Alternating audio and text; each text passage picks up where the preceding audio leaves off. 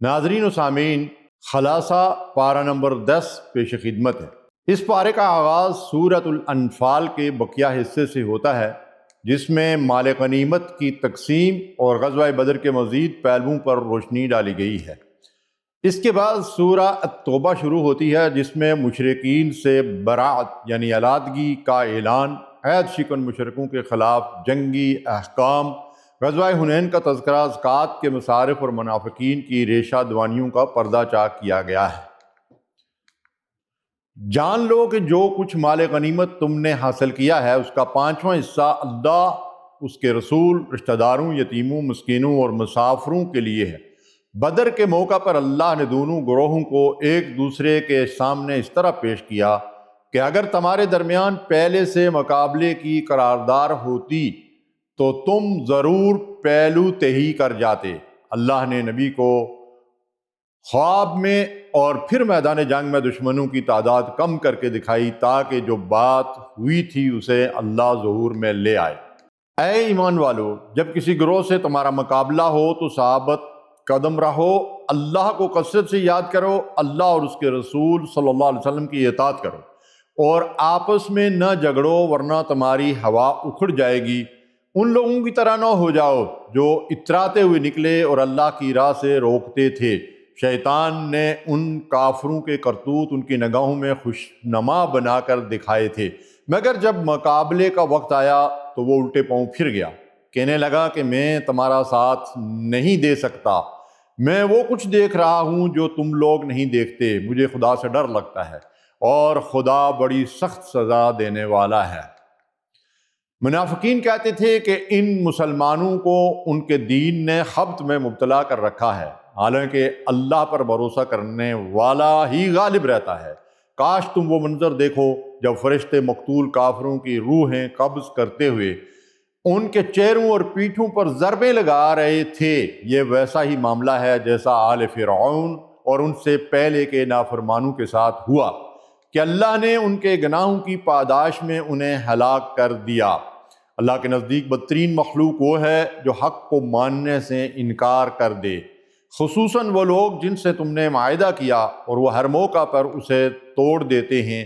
اگر تمہیں کسی قوم سے خیانت کا اندیشہ ہو تو ان کا معاہدہ اعلانیہ ان کے آگے پھینک دو، دشمن کے مقابلے کے لیے جہاں تک بس چلے اپنی طاقت اور تیار گھوڑے مہیا رکھو، تاکہ اللہ کے اور اپنے دشمنوں کو خوف زدہ کر سکو۔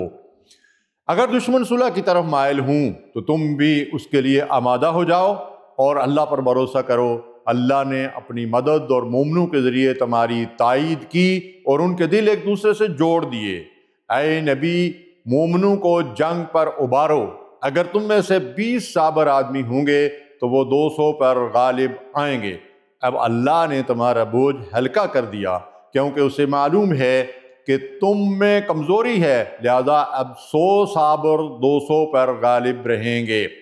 کسی نبی کے لیے یہ زیبا نہیں کہ اس کے پاس قیدی ہوں جب تک وہ زمین میں دشمنوں کو اچھی طرح کچل نہ دے۔ جو قیدی تمہارے قبضے میں ہیں ان سے کہہ دو کہ اگر اللہ نے تمہارے دلوں میں کچھ خیر پایا تو وہ تمہیں اس سے بہتر عطا فرمائے گا جو تم سے لیا گیا ہے۔ جن لوگوں نے ایمان قبول کیا، ہجرت کی اور اللہ کی راہ میں جان و مال کھپائے، اور جنہوں نے انہیں جگہ دی اور مدد کی، وہی دراصل ایک دوسرے کے ولی ہیں۔ جو لوگ ایمان تو لائے مگر ہجرت نہیں کی، ان سے تمہارا ولایت کا تعلق نہیں ہے جب تک وہ ہجرت نہ کر لیں۔ منکرین حق ایک دوسرے کے حمایتی ہیں، اگر تم بھی ایسا نہ کرو گے تو زمین میں فتنہ برپا ہوگا۔ اللہ اور اس کے رسول صلی اللہ علیہ وسلم کی طرف سے ان مشرکین کو جن سے معاہدے کیے گئے تھے اعلان برات ہے۔ مشرکین کو 4 ماہ کی مہلت دی گئی، اس کے بعد عہد شکن مشرکین کے خلاف کارروائی کا حکم ہوا۔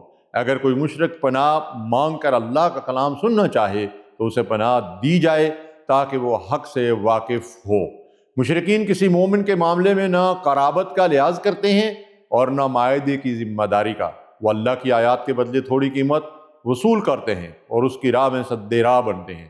اگر وہ توبہ کر لیں، نماز قائم کریں اور زکوٰۃ دیں تو تمہارے دینی بھائی ہیں۔ کفر کے ان علمبرداروں سے جنگ کرو تاکہ وہ اپنی شرارتوں سے باز آئیں۔ کیا تم ایسے لوگوں سے نہ لڑو گے جنہوں نے اپنے عہد توڑے اور رسول کو نکالنے کی کوشش کی، ان سے لڑو، اللہ تمہارے ہاتھوں سے انہیں سزا دلوا کر تمہارے دل ٹھنڈے کرے گا۔ کیا تم نے یہ سمجھ رکھا ہے کہ تم یوں ہی چھوڑ دیے جاؤ گے، حالانکہ ابھی اللہ نے تمہاری جان فشانی کو آزمایا ہی نہیں۔ مشرکین کا یہ کام نہیں کہ وہ اللہ کی مسجدوں کے مجاور بنیں۔ اللہ کی مسجدوں کے حقیقی آبادکار وہ ہیں جو اللہ اور آخرت پر ایمان لائیں اور اس کے سوا کسی سے نہ ڈریں۔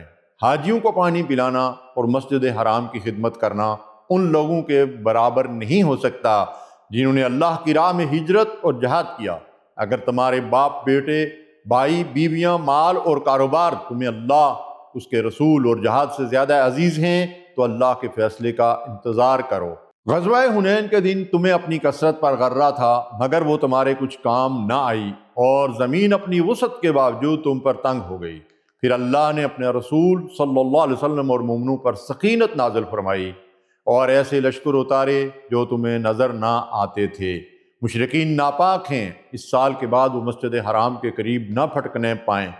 اہل کتاب میں سے ان لوگوں کے خلاف جنگ کرو جو اللہ اور آخرت پر ایمان نہیں لاتے اور جزیہ نہیں دیتے۔ یہودیوں نے عزیر کو اور عیسائیوں نے مسیح کو اللہ کا بیٹا کہا، یہ ان کے منہ کی لغو باتیں ہیں۔ انہوں نے اپنے علماء اور درویشوں کو اللہ کے سوا اپنا رب بنا لیا ہے۔ جو لوگ سونا چاندی جمع کرتے ہیں اور اسے اللہ کی راہ میں خرچ نہیں کرتے، انہیں دردناک عذاب کی خوشخبری دے دو۔ اللہ کے نزدیک مہینوں کی تعداد 12 ہے، جن میں 4 حرام ہیں۔ اے ایمان والو، تمہیں کیا ہو گیا کہ جب اللہ کی راہ میں نکلنے کو کہا جاتا ہے تو تم زمین سے چمٹ جاتے ہو؟ اگر تم نہ اٹھو گے تو اللہ تمہیں دردناک سزا دے گا اور تمہاری جگہ کسی اور گروہ کو لائے گا۔ اللہ نے اپنے نبی کی اس وقت مدد کی جب وہ غار میں صرف 2 میں کا دوسرا تھا اور اللہ نے اس پر سکینت نازل فرمائی۔ نکلو، خواہ ہلکے ہو یا بوجھل، اور جان و مال سے جہاد کرو۔ اگر فائدہ سہل ہوتا تو منافقین ضرور ساتھ چلتے، مگر راستہ کٹھن ہو گیا تو وہ جھوٹی قسمیں کھانے لگے۔ ایمان والے کبھی جہاد سے معافی کی درخواست نہیں کرتے، یہ صرف وہی لوگ کرتے ہیں جن کے دلوں میں شک کی بیماری ہے۔ اگر ان کا ارادہ نکلنے کا ہوتا تو وہ کچھ تیاری کرتے، مگر اللہ نے ان کے اٹھنے کو پسند نہ فرمایا۔ اگر وہ تمہارے ساتھ نکلتے تو فتنہ پردازی کے سوا کچھ اضافہ نہ کرتے۔ وہ تمہاری بلائی پر رنجیدہ اور مصیبت پر خوش ہوتے ہیں۔ زکوٰۃ کے مصارف 8 ہیں: فقراء، مساکین، زکوٰۃ کے کارکن، تالیف قلب، غلاموں کی آزادی، قرض داروں کی مدد، رائے خدا اور مسافر نوازی۔ منافقین نبی کو دکھ دیتے ہیں اور اللہ کی آیات کا مذاق اڑاتے ہیں۔ ان سے کہہ دو کہ تم نے ایمان لانے کے بعد کفر کیا، اب عذرات نہ تراشو۔ منافق مرد اور عورتیں ایک دوسرے کے ہم رنگ ہیں، برائی کا حکم دیتے ہیں، اللہ کو بھول گئے ہیں۔ اللہ نے ان سے جہنم کا وعدہ کیا ہے۔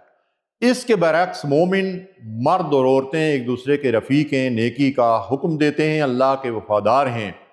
اللہ کا وعدہ ہے کہ انہیں دائمی جنتوں میں پاکیزہ قیام گاہیں ملیں گی۔ اے نبی، کفار اور منافقین دونوں سے پوری قوت سے مقابلہ کریں۔ بعض منافقوں نے اللہ سے عہد کیا تھا کہ اگر مال ملا تو خیرات کریں گے، مگر دولت پا کر بخیل ہو گئے اور اپنے عہد سے پھر گئے۔ اللہ ان کے مخفی رازوں کو جانتا ہے۔ ان منافقوں کے لیے دردناک عذاب ہے جنہوں نے غریب مومنوں کی مالی قربانیوں کا مذاق اڑایا۔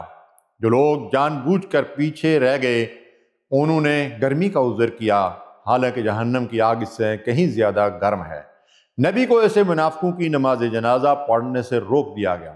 ضعیف، بیمار اور نادار لوگ جو شرکت کی مقدرت نہیں رکھتے اگر پیچھے رہ جائیں تو ان پر کوئی حرج نہیں، جبکہ وہ اللہ اور رسول کے وفادار ہوں۔